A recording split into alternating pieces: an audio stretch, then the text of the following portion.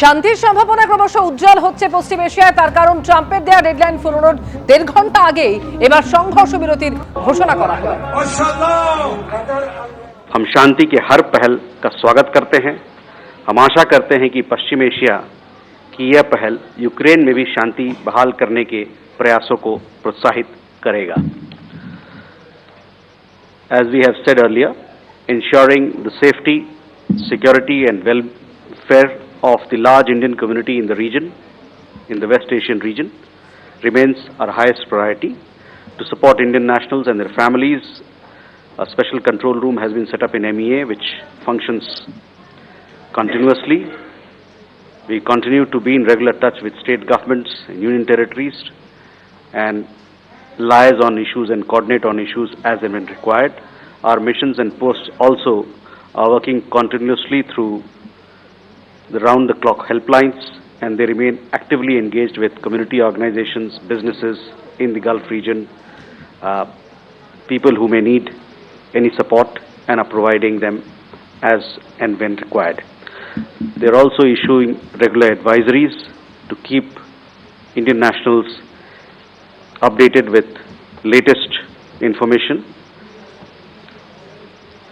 They are proactively addressing issues and concerns being raised by our nationals, including facilitation of visas, consular services, facilitating transit through neighboring countries where there are airspace restrictions, and providing logistical support where required. ভোটের মুখে 13 বছর পর jail মুক্তি ঘটতে চলেছে সারদা কর্তা সুদীপ্ত সেনের। বারাসাত থানার করা দুটি মামলাতেও জামিন পেয়ে গেলেন সুদীপ্ত সেন। দেশ জুড়ে 389টি মামলা তার বিরুদ্ধে হয়েছিল, 387টি মামলাতেই জামিন পেয়ে গেছিলেন সুদীপ্ত সেন। শুধু দুটি মামলায় জামিন ছিল না, দুটি মামলার ক্ষেত্রে জামিনের আবেদন মঞ্জুর করেছে কলকাতা হাইকোর্ট। অর্থাৎ আগামীকালই আইনজীবীদের একটা বড় অংশের মতে জেল মুক্তি ঘটতে চলেছে সুদীপ্ত সেনের। এর ফলে সুদীপ্ত সেনের জেল মুক্তির আর কোনো আইনি বাধা রইল না। আমি আরো বিস্তারিত জানবো, সরাসরি সৌভিক মজুমদার আমাদের প্রতিনিধি রয়েছেন।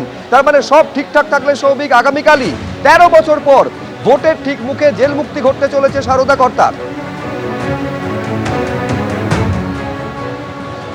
দেখো, একদমই কলকাতা হাইকোর্টের তরফ থেকে এখনো পর্যন্ত যে শর্তগুলো দেওয়া হয়েছে সেই শর্ত পূরণ করতে পারলে সারদা কর্তা সুদীপ্ত সেন তিনি আগামীকাল জেল থেকে বেরোতে পারেন, সেই সম্ভাবনাই কিন্তু এই মুহূর্তে প্রবল।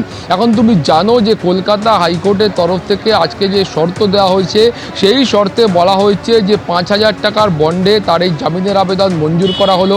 তার পাশাপাশি তাকে বলা হয়েছে এই ইনভেস্টিগেশনের ক্ষেত্রে তাকে সব রকমভাবে সাহায্য করতে হবে, তাকে পাসপোর্ট জমা রাখতে হবে, তাকে থানায় গিয়ে হাজিরা দিতে হবে এবং ট্রায়ালের সময় বলা হয়েছে যে প্রত্যেক দিন ট্রায়ালের সময় তাকে ফিজিক্যালি বা ভার্চুয়ালি তাকে হাজিরা দিতে হবে। এই সমস্ত শর্ত আরোপ করে তার জামিনের যে আবেদন ছিল সেই জামিনের আবেদন আজকে কলকাতা হাইকোর্টের তরফ থেকে মঞ্জুর করা হয়েছে।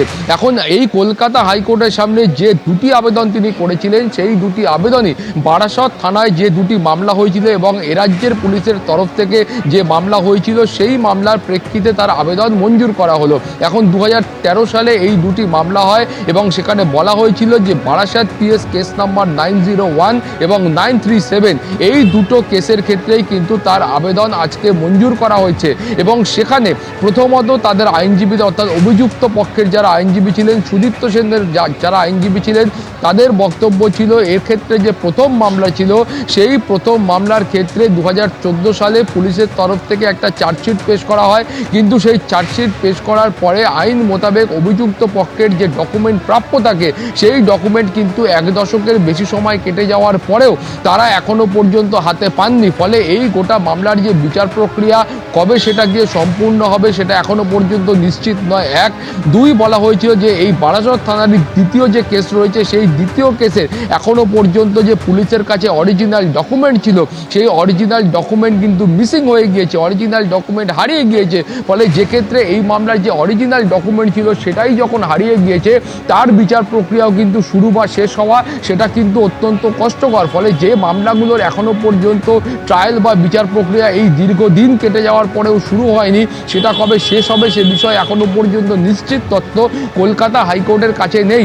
এছাড়াও তুমি জানো যে এই গোটা ঘটনার পরে যখন দেশ জুড়ে মামলা হয় তখন কিন্তু সারদা কর্তা সুদীপ্ত সেন এবং তার প্রতিষ্ঠানের বিরুদ্ধে গোটা দেশ জুড়ে 389টা মামলা হয়েছিল, যার মধ্যে 77টা মামলা সিবিআই এর তরফ থেকে করা হয়েছিল। ফলে তুমি বুঝতে পারছো যে এই সিবিআই এর তরফ থেকে যে মামলাগুলো করা হয়েছিল, কলকাতা হাইকোর্টের কাছে এই বক্তব্যটাও স্পষ্ট করে বলা হয়েছিল যে এতদিন কেটে যাওয়ার পরেও সিবিআই এর সেই মামলাগুলোর ক্ষেত্রেও এখনো পর্যন্ত ট্রায়াল বা বিচার প্রক্রিয়া শুরু হয়নি।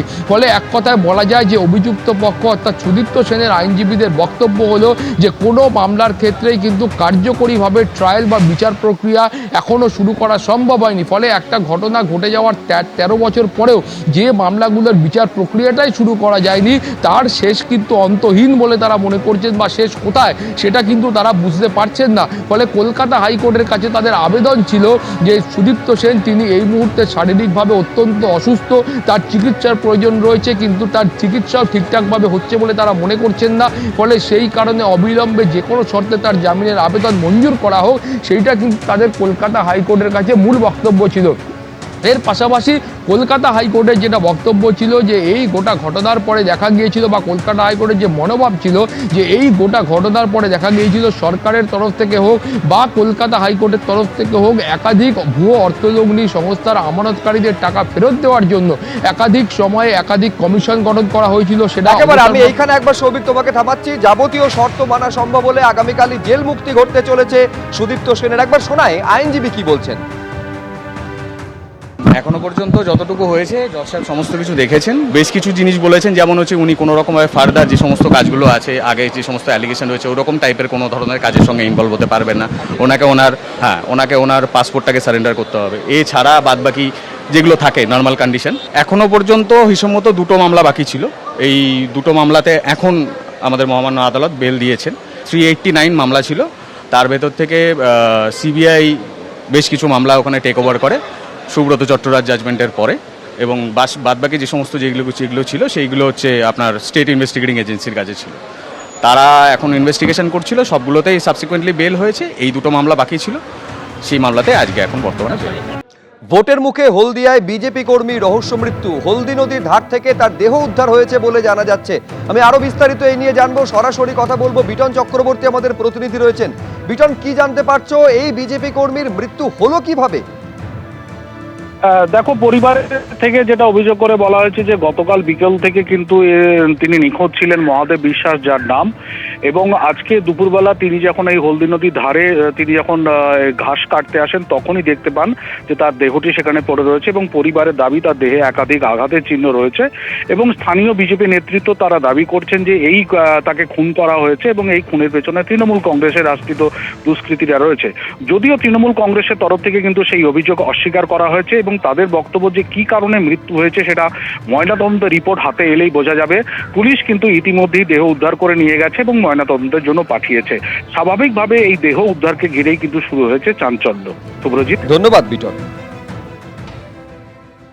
এবিপি আনন্দ এগিয়ে থাকে, এগিয়ে রাখে।